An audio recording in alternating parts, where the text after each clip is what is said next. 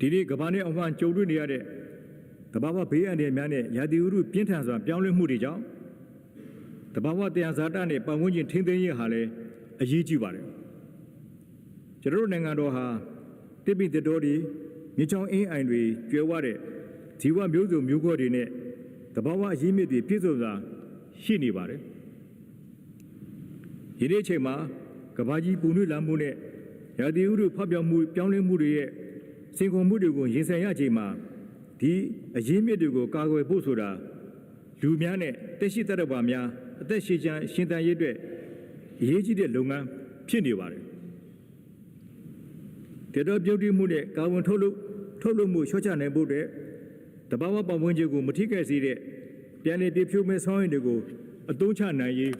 ဆောင်ရွက်သွားမှာဖြစ်ပါတယ်ပြည်ဖြိုးမဲ့ဆောင်းရင်ကလက်စစ်တအားထုတ်လုပ်နိုင်ရေးလက်စစ်ကားများအဖြစ်နိုင်ဆုံးအသုံးပြုရေးမလွဲမသွေလိုအပ်ပါတယ်နိုင်ငံတော်ဖွံ့ဖြိုးတိုးတက်ရေးနဲ့လက်စစ်ကဏ္ဍဟာဆက်ဆက်နေတဲ့အတွက်ပြည်တွင်းလက်စစ်ဓာတ်လိုအပ်ချက်ကိုဖူလုံအောင်ကြိုးပမ်းဆောင်ရွက်သွားကြမှာဖြစ်ပါတယ်ဆိုလာစွမ်းရင်ဖြိုးဖြိုးမျိုးကိုလည်းမြင့်တင်ဆောင်ရွက်သွားမှာဖြစ်ပါတယ်အေယာဝတီချင်းတွင်စစ်တောင်းတန်လွင်မြစ်တွေဟာမြန်မာနိုင်ငံအဓိကအသွေးသေးကြောများဖြစ်ပြီးစိုက်ပျိုးရေး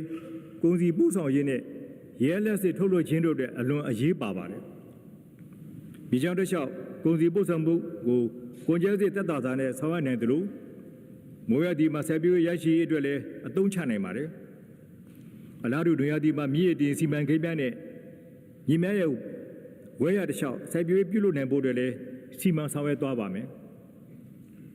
ကုသသွားလာမှုများစွာကိုထောက်ကူပြုနေတဲ့ရေရီမြစ်ချင်းတွင်းမြစ်တွေကို